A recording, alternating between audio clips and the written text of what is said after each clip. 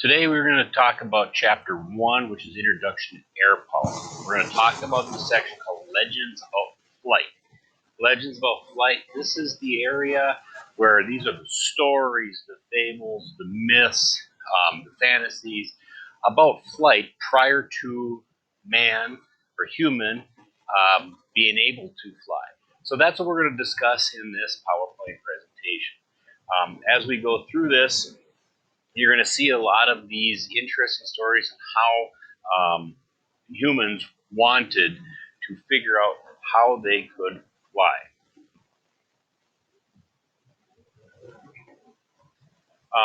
So we're going to start out in China, and with the Chinese, we have a person called Emperor Shun. Okay, Emperor Shun, and Emperor Shun was about 4,000 years ago. So we're talking a long, long time ago, and he escaped from prison, and he was donning the work clothes of a bird. So he supposedly made some type of suit of feathers or something of that nature and escaped from prison by donning these types of clothes. He was, again, this is a story, this is a fable about this person, or if this person was even a real person, but it's possible they were. And so that's one of the very first stories that has been passed down, and especially obviously in China, passed down about flight. Okay. The next one we're going to talk about is Qi Kung. Okay. Qi Kung. Qi Kung was a god of thunder and lightning. And this is also from China.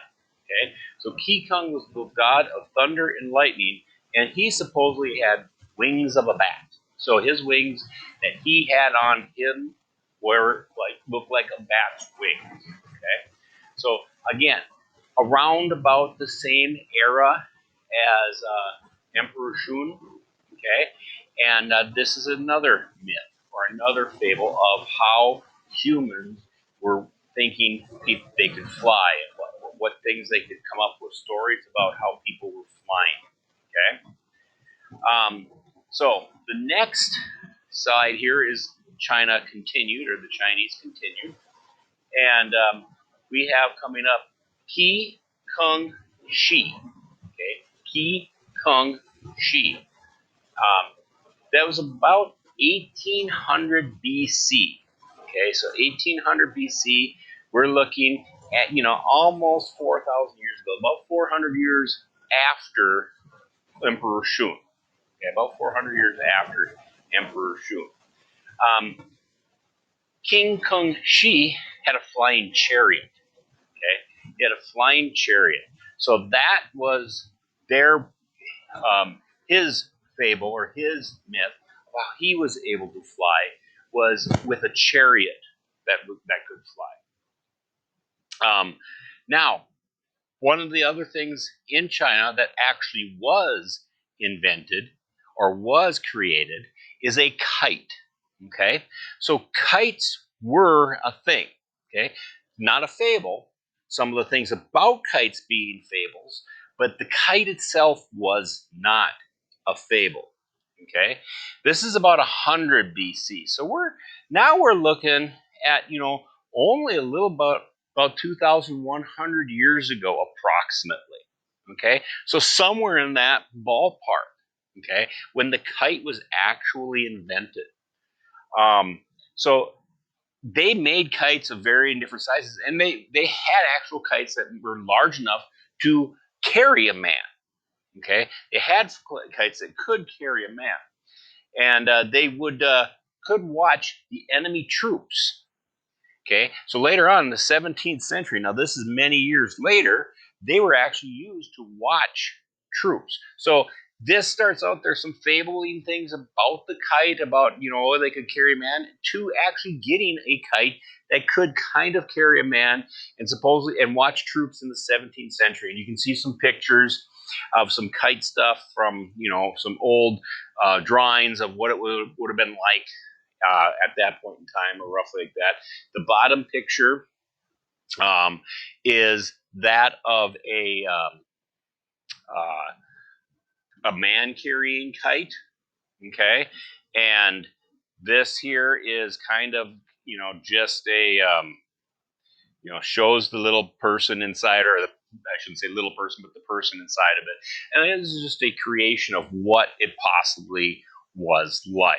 Okay, so there they had some kites back then too. So this is more legends about flight. Again, we're going to continue with China because Chinese also invented, like most people know, gunpowder. Okay, so gunpowder is an invention from China. Now, keep in mind that was invented in about 900 AD. So you're talking about 1,000 years ago, a little bit more than 1,000 years ago. This was invented. Now, keeping in mind that the Western world, okay, Europe and places like that, did not know of gunpowder till many, many, many years later. Okay, because at this point in time, China was a closed country. Okay, what that means is they did not have people coming in and people going out and leaving a lot. So all the stuff that was done within China stayed within China for many years. Okay, and then gunpowder eventually made its way to what we call the Western world, the European nations and things like that. Okay, um, so that about 900 AD, the gunpowder. In 1100 AD, they were able to already make simple rockets. Okay, simple rockets, which basically they could launch things up, not into space necessarily, but they could launch items. Okay, and they may go high or they may go for distance and things like that. But it was not. Do not get it confused. But they were not going to the moon or anything of that nature. It was just a rocket launch type of thing where they were using gunpowder to propel an object. Okay, using gunpowder to propel an object.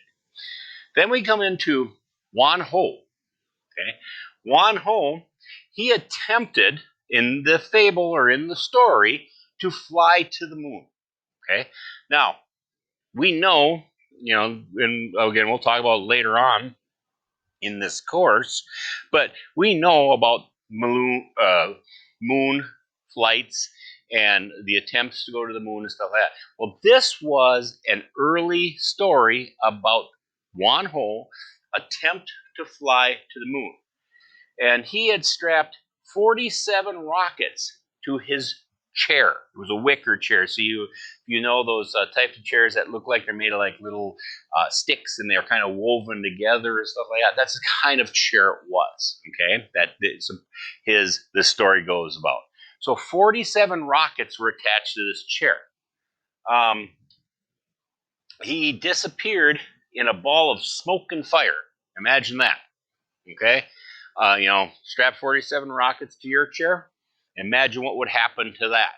Okay, now keep in mind, obviously, they're working with gunpowder. It's very, very new invention. They don't know a lot about it. They know what it can do, but they don't know its limitations. They don't necessarily know its capabilities. And so, supposedly, this is what happened. And he disappeared in a ball of smoke and fire. Okay, so with the fable that goes on with that, since he disappeared, he is now, and you've probably heard the term, the man in the moon. Okay, so Wan Ho is now considered the man in the moon or the man on the moon.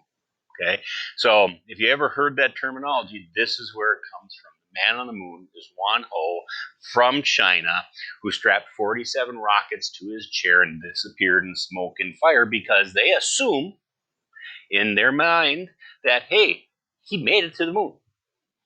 Okay, because he wasn't around anymore, so that's what they assume. So that's the man on the moon, and there's some pictures of like a rocketry in the very top one here. So we got here, you can see they just had a little rocket. Now I don't know how accurate this picture is, but you got a little rocket, and then here's a depiction of Wan Ho with his 47 rockets sitting on his chair going to the moon. Okay, so Wan Ho and the man is the man on the moon. Now we're going to get to some more legends about flight that come more towards the European nations and the Western world. And now we're talking about like Greece and Rome. Okay, so the Greek and Roman types of legends. So we're talking in the area of about 800 BC to 527 AD. This is the time frame that a lot of these myths and stories come from. And one of them, and you probably heard of them, Hermes and Mercury. I'm sure you've heard of them before. You've talked about them in probably some of your English classes, and if you haven't talked about them yet, you will. Okay, Hermes and Mercury. And Hermes and Mercury, they had actually winged sandals. So you probably, you've seen that where they have wings on their sandals or wings on their shoes, and that supposedly allowed them to fly. Okay, so the winged sandals. Other Greek and Roman stories were about Eros and Cupid. You may have not heard much about Eros, but Cupid is a name that you're probably familiar with, especially around Valentine's Day. Okay, Cupid is little bow and arrow and all that type of stuff. Well, Eros and Cupid were both winged children. They had wings themselves and were able to fly around. And like you said, or like I just stated, Cupid is one that flies around bows and arrows and shoots his arrows into the hearts of people for love. Okay, so that is the winged children of the Greek and Roman mythology. Okay, Eros and Cupid. You've also heard of the next one, and the next one is Pegasus. Okay, and most of you, if you've heard that name, you automatically know that Pegasus was a winged horse. Okay, so kind of like the unicorn, this one had wings instead of a point sticking out of its forehead. Okay, so this was Pegasus. And Pegasus has been in many different stories in this Greek and Roman era. Okay, and other things have talked about Pegasus and things like that. So Pegasus is a well-known well-known myth or fable about this. Okay, so here's some pictures that kind of correspond with that. Up here, okay, this is Hermes or Mercury. You can see the sandals, the winged sandals over here. I don't know, the little hat, I don't think those are actual wings. That's just like a designer thing. But again, this is a depiction. So obviously this isn't a photograph of the person. Okay? And then like Eros and Cupid, the winged child, this could possibly be a picture of Cupid because there's a little bow here and some arrows and things like that. And then obviously Pegasus down here in the bottom. So this is Greek and Roman mythology about flight. And again, showing the human want to go beyond what they can do.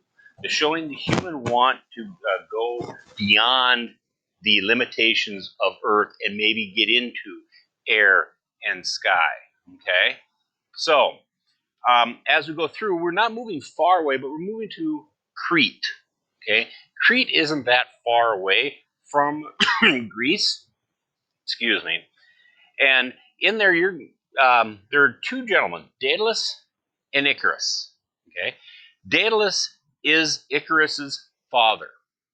Okay, so they're father and son. Okay, and so this is a story that was written and rewritten many times by many different people and reinterpreted and things like that over time. But Daedalus and Icarus, and we will dive a little bit more into Daedalus and Icarus in a little bit. Okay, but what had happened is Daedalus was a architect. He was a designer, an engineer, that type of a person. And King Minos, okay, basically acquired his knowledge or acquired Daedalus's skills to build a labyrinth. And a labyrinth is just a huge maze. Okay, and he built this maze, and this maze was to help King Minos defend himself from his enemies and to hide from enemies and things of that nature. So King Minos had Daedalus uh, design this labyrinth, but in the process of doing that, he put Daedalus and Icarus in prison.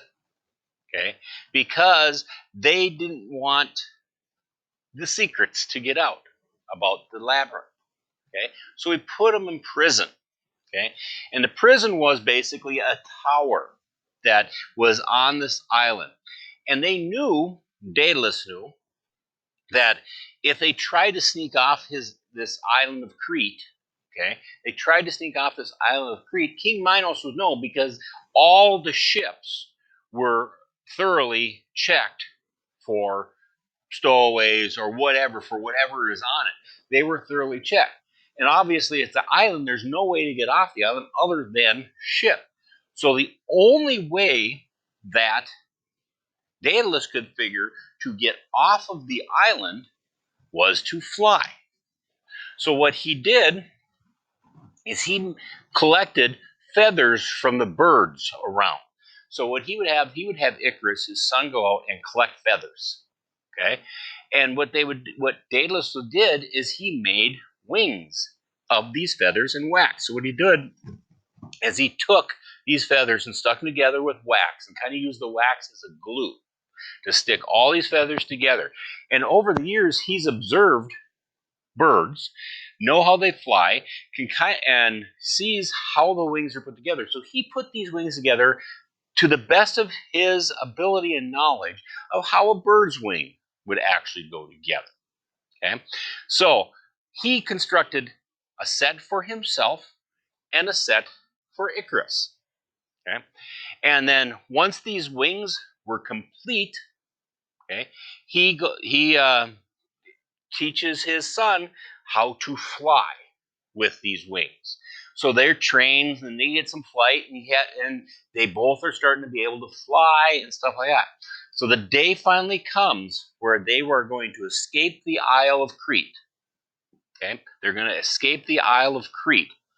And what happens is before he leaves, Daedalus tells Icarus, "Be aware, you do not want to fly too low to the ocean, as if you do, the moisture or the humidity from the ocean will muddle up the wings and put weight on your wings, and then you will not be able to fly." Okay? And he also warned Icarus, do not fly too high, as if you get too high, you're too close to the sun, and the sun will melt the wax of your wings, and your feathers will fall off. Okay?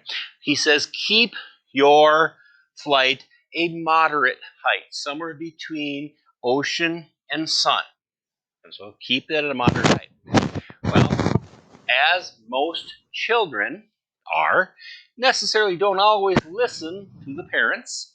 And so as they start flying away, Icarus is having a grand old time flying, and he's doing all kinds of flights, and he's getting low and high and low and high. And finally he gets to a point where he gets so high, all of a sudden he starts losing his feathers. Okay? As his feathers fall away, his altitude decreases, his height above the water decreases, and eventually falls into the ocean and drowns. So that is the story of Daedalus and Icarus. You will be actually reading the full story in later on. So, but that is the actual story of Daedalus and Icarus, and it is one of the more popular stories about flight. Okay, so that kind of gives you a heads up of what's going to come up here in a little bit. Now we have Babylonia, okay, or Babylon. Okay? And we have King Atenna. Okay, King Atenna. And King Atenna, or this, again, this is around 3500 BC. So this time frame doesn't, it's not all going in an order time frame, as because now we're back to early China time frame again. Okay, but King Atenna in about 3500 BC. So we're talking about 5,500 years ago. Okay, 5,500 years ago. He had an eagle that he climbed upon and rode it to heaven. Okay, he had an eagle that he climbed upon and rode it to heaven. So that is King Atena's um, basically story about that. Then we have from Persia. Okay, in Persia we had King Kai. Oops, King Kai Kawas. I think I'm pronouncing it right. King Kai Kawas. Okay, and he was supposed to have a flying throne carried by 4 eagles. Okay, so he had a flying throne about 1500 BC, and he had a flying throne, and it was carried by 4 eagles. So he upped King Etna by 3 eagles. Okay, so and some of the depictions here. So there on the top, right here, this is Daedalus and Icarus. This is the depiction of their flight and what the wing type of thing what it's a thought they would have looked like, that type of thing. And then you have King Atenna right here, a depiction of his eagle and him on the back of his eagle. Okay, and then the other one, King Kai Kawas here. You can see the 4 eagles. He actually every picture I've seen always has this parachute like looking thing above it too. Okay, so but that's now Crete, Babylon, and Persia. Okay, the people and the stories are very, very similar to those of China, even though there has been no communications between these countries.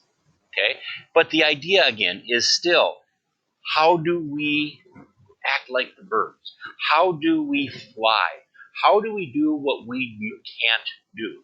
And that's where all these stories come from. Okay, we talk about another country in the same area, Macedonia.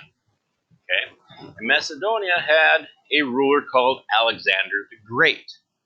Okay, and Alexander the Great, well, he was right around about 336 BC. So about 2,300, 2,400 years ago, give or take, somewhere in that ballpark. Okay, and he had and some of you may have heard this, but he had griffins. Okay, griffins. Some of you may have heard of a griffin. Some of you may not know of a griffin.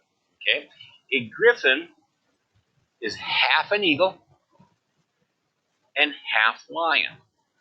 Okay, so it's a half eagle, half lion. Obviously, the eagle part can make it fly. The lion part makes it very ferocious, I assume, and that's a griffin. Now, I got a picture here.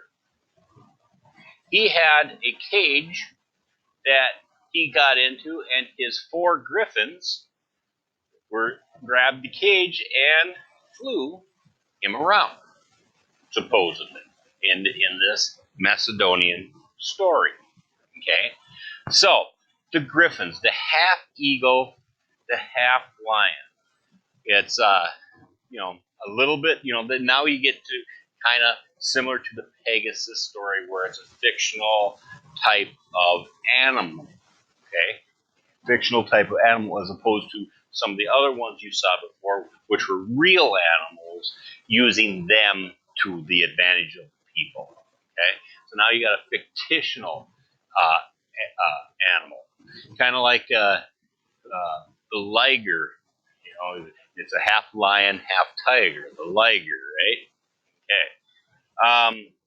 Didn't fly though, the liger. So, one thing you're going to notice about Legends of Flight and about all these stories, there are really basically two trends to all these stories. The two trends were people always wanted to have, or always had a desire to fly. Okay, if they haven't had a desire to fly, you wouldn't see these stories. Okay, so they always had a desire to fly, and some of these stories are way, way, way more far fetched than some of the other stories. Okay, but there was always that desire. The other trend was they all depended on some type of external, and I have machine, but an external source of flying. Wings and feathers, or feathers and wax to make wings, or rockets, or a griffin, or a Pegasus, or wings that are, on sandals, but some type of an external item that helped the person fly, because man or human knew that we could not do it ourselves. We were not made to fly in our physical bodies the way we are. Okay, we're not made to fly. Okay, we have to put some sort of external item to work to allow us to have flight, to allow us to fly. Okay, so that is the legends about flight and the stories and things like that. There are many other stories out there, and these are just a few of the high points of some of the stories. There's all kinds of stories out there about flying from many different countries and from many different eras far, far a long time ago. But even in today's standard, they still talk about legends about flight. Okay, you go on TV and a lot of the TV is more realistic stuff and things like that. But if you go to a movie and you watch Star Wars, isn't that nothing but a legend about how they can fly in space? Or Star Trek and how you can do intergalactic flight in space and things like that. So we're still writing stories today in this time about legends about flight. So think about that. We still have that desire to do more than what we are doing now. And we know with that desire, we have to come up with some external machine that is beyond what we have now to do what we want to do. Okay, so with that, that ends the legends about flight slide presentation. Thank you.